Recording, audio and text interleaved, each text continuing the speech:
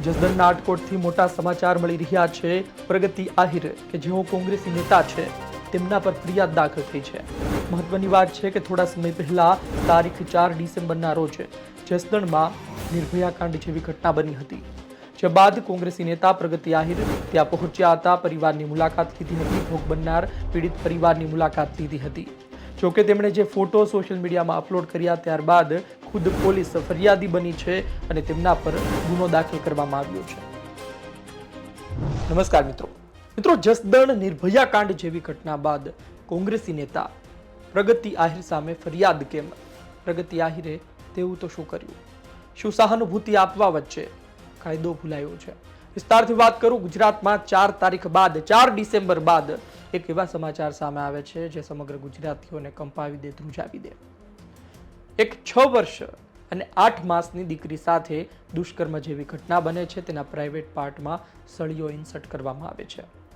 આરોપીને ઝડપથી પકડવામાં આવે છે, કાયદેસર કાર્યવાહી કરવામાં આવે છે, પરંતુ નેતાઓ દુઃખ ઠાલવી રહ્યા હતા અને પ્રગતિ આહિર કોંગ્રેસી નેતા એ પરિવારની મુલાકાતે પહોંચે છે, તેમની સાથે વાત કરે છે, સહાનુભૂતિ આપે છે, તેમનું દર્દ સાંભળે છે અને તેમની સાથે વાતો કરે છે। વાતો કરતા હતા, સહાનુભૂતિ આપતા હતા। આ વચ્ચેના જે દ્રશ્યો હતા, તસવીરો હતી, એ પણ તેમણે સોશિયલ મીડિયામાં અપલોડ કરી। જોકે 13 ડિસેમ્બરે આ સોશિયલ મીડિયામાં અપલોડ કરેલા વિડીયો અને તસવીરને લઈ ગુનો દાખલ કરવામાં આવ્યો છે। આટકોટમાં પોલીસ હેડ કોન્સ્ટેબલ સંજયભાઈ પોતે ફરિયાદી બન્યા છે અને તેમણે ગુનો દાખલ કર્યો છે। તેમનું કહેવું છે કે જે પીડિત પરિવાર છે, ભોગ બનનાર દીકરી છે, તેમની જે પ્રાઇવેસી જળવાવી જોઈએ, તેમની ઓળખ છતી ન થવી જોઈએ, તેનું ઉલ્લંઘન થયું છે। રહેઠાણ પુરાવો જાહેર થયો છે, ચહેરા બ્લર કરવામાં આવ્યા છે, આમ છતાં પણ આજુબાજુનો વિસ્તાર જોવા મળે છે।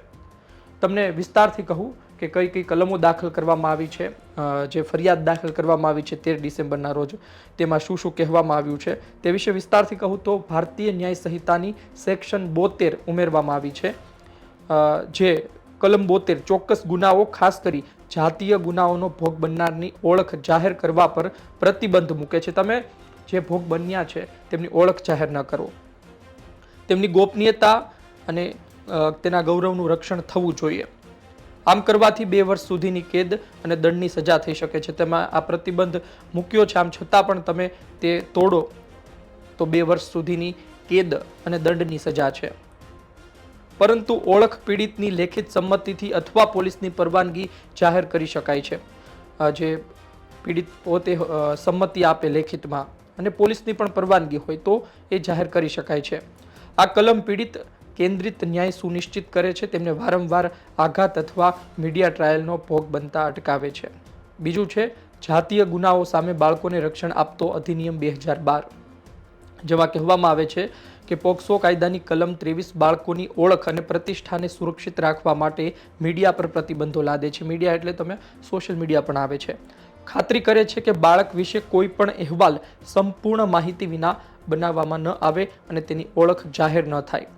કલમ 23(1) ઉલ્લંઘન માટેની સજા જોગવાઈ કરે છે, જેમાં મીડિયા માલિકો કલમ 23(2) નો પણ સમાવેશ થાય છે।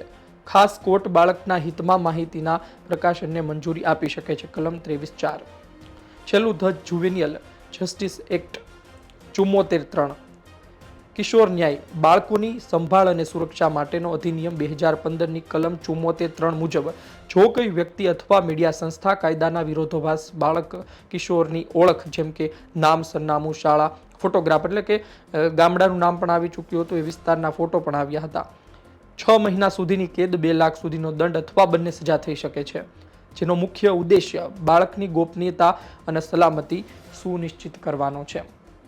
તમે જુઓ કે આ પ્રકારની ઘટના બની હોય તો કોણ સહાનુભૂતિ ન આપે?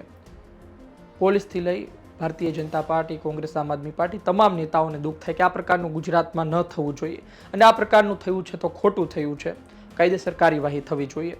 રૂવાડા બેઠા થઈ જાય તે પ્રકારની ઘટના હતી। પ્રગતિબેન ધર્મ કરવા ગયા, ધાડપરી એક સહાનુભૂતિ આપવા ગયા અને ભરાઈ ગયા તેવું પણ લાગી રહ્યું છે। ખેર, તમે ફોટા બ્લર કરો પરંતુ આજુબાજુની સ્થિતિ બતાય, આજુબાજુના ફોટો બતાય, રહેઠાણ પુરાવા જાહેર થાય, એ વિસ્તારનું નામ આવે તો કાર્યવાહી થઈ શકે છે અને કાર્યવાહી આ જોઈ પોલીસે પોતે ફરિયાદી બની કરી દીધી છે. આપનું શું કહેવું છે કોમેન્ટ બોક્સમાં જરૂરથી જણાવજો. અમે પ્રગતિબેનનો સંપર્ક કરવાનો પણ પ્રયત્ન કર્યો, નથી થઈ શક્યો. મને લાગે છે આવનાર દિવસમાં તેઓ અથવા તેમના વકીલ કઈ માહિતી આપશે. આપનો અભિપ્રાય કોમેન્ટ બોક્સમાં જરૂરથી જણાવજો. આ વિડીયો માહિતી પસંદ આવી હોય લાઈક કરજો, શેર કરજો. જેમને ખબર નથી આ પ્રકારના કાયદા તેમના સુધી પહોંચાડજો. ધન્યવાદ.